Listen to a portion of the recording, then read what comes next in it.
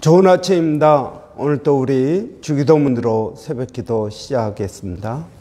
하늘에 계신 우리 아버지여, 이름이 거룩히 여김을 받으시오며 나라가 임하옵시며 뜻이 하늘에서 이루어지는 것 같이 땅에서도 이루어지이다.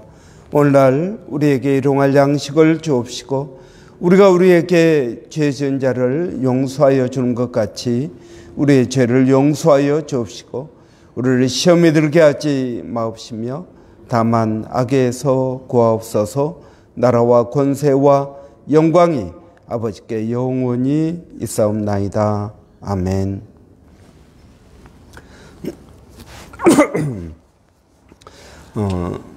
제가 학설 탐사로 이집트, 이스라엘, 요르단 다녀오는 관계로 그동안 새벽 기도를 못하고 또 어제 피곤해서 하루 쉬고 오늘부터 다시 말씀을 보도록 하겠습니다. 이번 주는 마가복음 10장 32절부터 45절까지 말씀을 묵상하겠습니다. 마가복음 10장 35절부터 45절까지입니다. 예루살렘으로 올라가는 길에 예수께서 그들 앞에 서서 가시는데 그들이 놀라고 따르는 자들은 두려워하더라.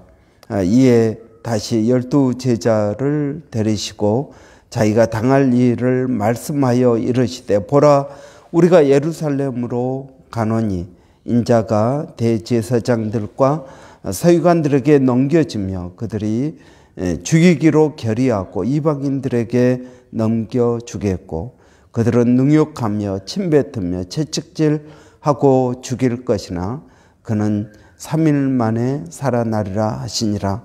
세베대의 아들 야고보와 요한이 주께 나와 여짜오되 선생님이여, 무엇이든지 우리가 구하는 바를 우리에게 하여 주시기를 원하옵나이다.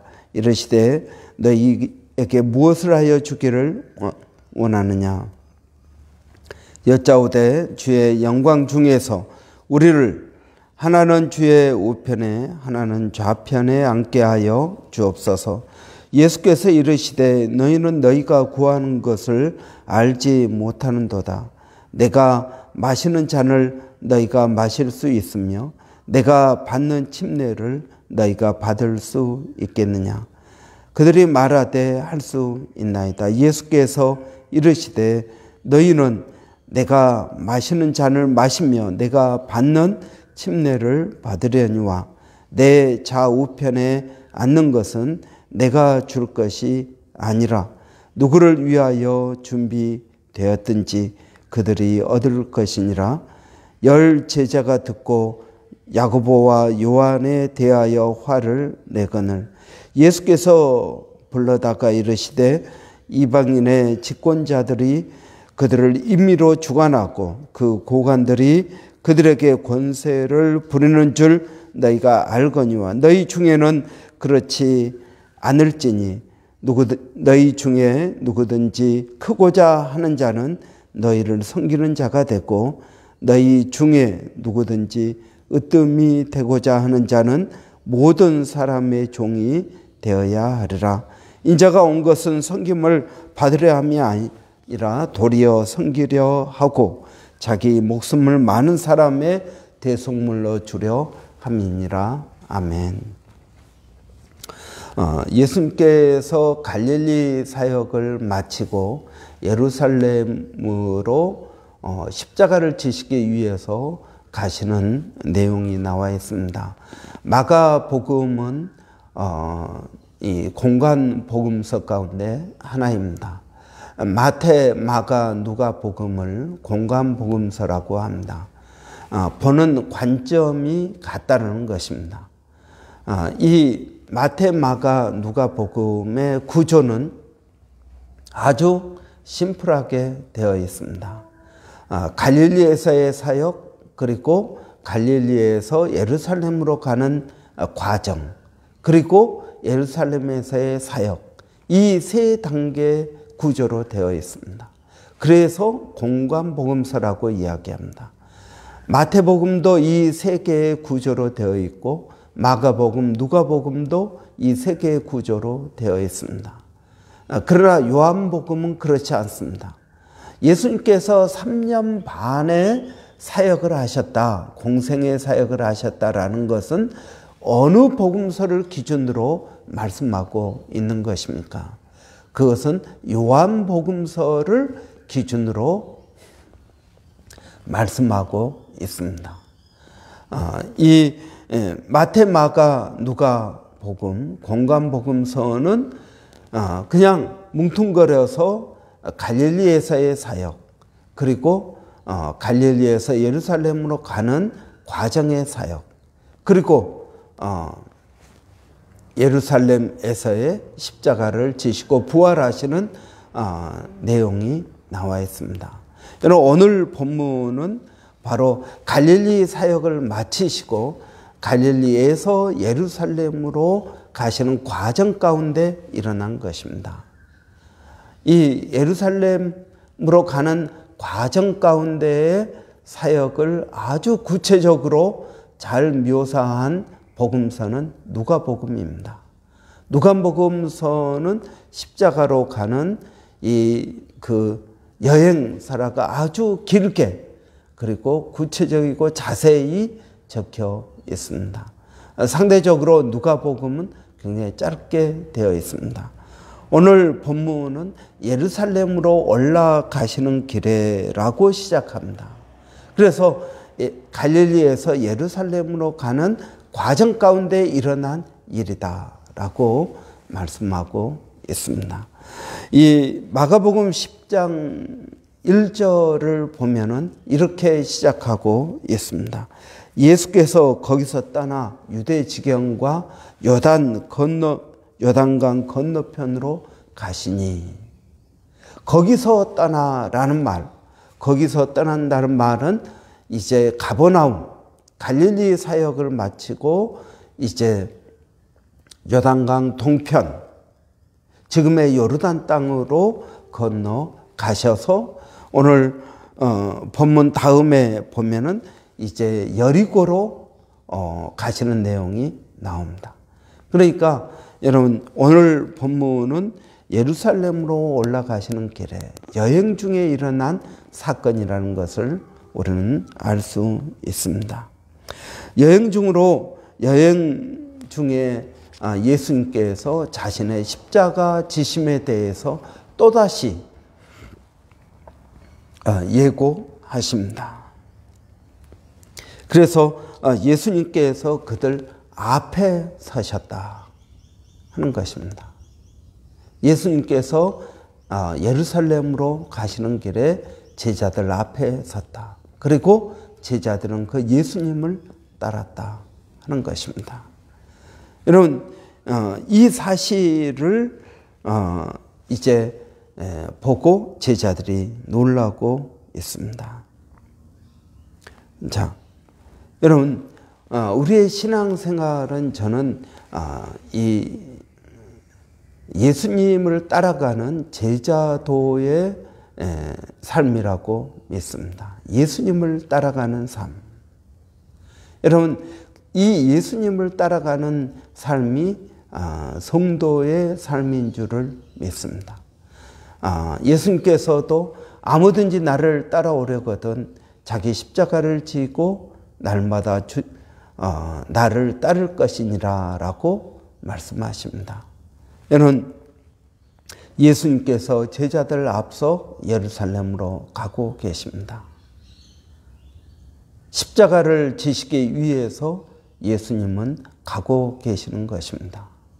여러분, 우리의 삶은 어떻습니까? 오늘 우리의 이 평범한 삶이 정말 예수님을 따라가는 삶이 되고 있습니까? 여러분, 제자라는 말은 예수님 이 스승의 발자국을 따라가는 사람입니다. 여러분, 호주는 눈이 안 오지만 저희가 어렸을 때, 한국에 살 때 눈이 옵니다. 새벽에 아무도 밟지 않은 그 눈이 내린 그 길을 우리가 발자국을 내며 걸어갑니다. 그런데 뒤에 오는 사람이 그 발자국을, 자신의 발자국을 만들지 않고 앞서간 사람의 발자국을 그대로 밟고 가는 그런 일들을 우리는 종종 했습니다. 그것이 바로 제자라는 것입니다. 자신의 발자국대로 걸어가는 것이 아니라 스승의 발자국을 받고 가는 사람이 제자입니다. 여러분, 오늘도 우리는 예수를 믿는 그리스도인으로서 예수님을 따라가는 삶이 되어야 될 것입니다. 예수님은 자신의 십자가 죽음에 대해서 말씀하십니다. 여러분, 예수님은 자신이 십자가를 지실 줄을 알고 계셨습니다. 오늘 본문을 보면 아주 구체적으로 말씀하십니다. 예수님께서 어떻게 십자가에 달려 죽으시고 부활하실 것인지에 대해서 구체적으로 말씀하고 계십니다. 예수님의 십자가의 죽음은 졸지에 당한 죽음이 아닙니다. 예수님의 십자가는 실패가 아닙니다. 예수님께서 이 세상을 구원하러 오셨는데 그 뜻을 이루지 못하고 십자가에 달려 억울하게 죽은 것이 아니라는 것입니다. 예수님은 미리 알고 계셨고, 그리고 이 십자가를 지시기 위해서 갈릴리에서 예루살렘으로 가고 계시는 중이었습니다. 여러분, 우리가 알고 맞는 매와 모르고 맞는 매는 다릅니다. 아픔의 강도가 다릅니다. 여러분, 알고 맞는 매가 훨씬 더 아픕니다. 그냥 모르고 얼떨결에 맞으면 좀 덜 아프게 느껴질지 모릅니다. 그런데 예수님은 알고 십자가를 향해서 가고 계시는 것입니다. 자, 보라, 우리가 예루살렘에 올라가노니 인자가 대제사장들과 서기관들에게 넘겨짐에 그들이 죽이기로 결의하고 이방인들에게 넘겨주겠고 그들은 능욕하며 침뱉으며 채찍질하고 죽일 것이라고 말씀하고 계십니다. 아주 예수님께서 십자가에 달려 죽으시는 과정을 아주 예수님은 잘 알고 계셨습니다. 여러분, 우리는 어떻습니까? 우리는 우리의 삶의 결과를 알고 계십니까? 여러분의 삶은 어둠 가운데 있습니까? 아니면 빛 가운데 있습니까?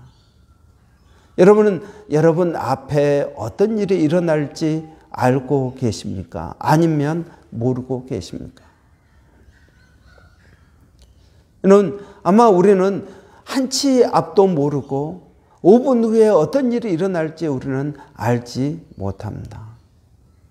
그러나 여러분, 우리가 아는 것이 있습니다. 그것은 무엇입니까? 여러 가지 다양한 고난이 있다라는 것입니다. 삶의 고난이 있을 것입니다. 이 고난은 어떤 고난입니까? 예수님께서 당하신 이 고난, 예수님께서 고난을 알고 고난을 향해서 가고 계십니다. 그런데 이 예수님의 고난은 하나님의 뜻을 이루는 고난이었습니다. 그렇습니다. 여러분, 우리의 삶은 어떻습니까? 우리의 삶도 하나님의 뜻이 이루어지는 고난일 것입니다.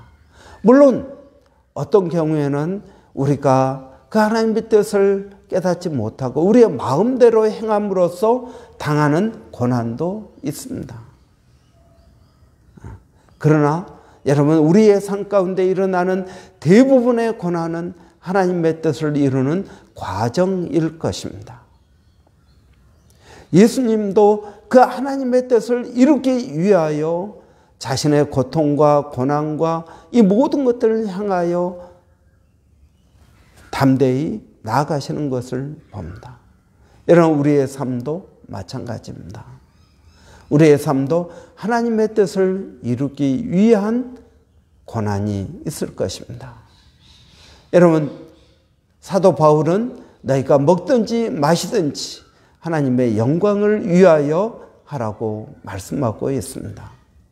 여러분, 우리의 삶도 하나님의 뜻을 이루기 위한 오늘 하루가 되시기를 바랍니다. 여러분, 어떻게 하나님의 뜻을 이룰 수 있겠습니까? 하나님의 말씀대로 사는 삶이 하나님의 뜻을 이루는 삶입니다. 내 뜻이 아니라, 내가 원하는 것이 아니라 아버지께서 원하시는 것이 아버지의 말씀에 기록되어 있습니다. 그리고 이 아버지의 뜻이 이루어지기를 바라고 기도하는 것입니다. 여러분, 오늘 하루도 복된 하루가 되기를 바랍니다. 그러나 여러분, 아버지의 뜻이 이루어지는 복된 하루가 되시기를 바랍니다. 내 기분에, 내 감정에, 내 뜻을 이루기 위한 하루가 아니라 오늘도 말씀대로 살아가며 때로는 손해를 보고 때로는 고난을 당하고 때로는 여러분 여러 가지 어려움이 있다 할지라도 우리는 아버지의 뜻을 이루기 위하여 살아가는 복된 하루가 되시기 바랍니다. 여러분, 우리가 늘 주기도문에 암송할 때마다 그것을 느낍니다.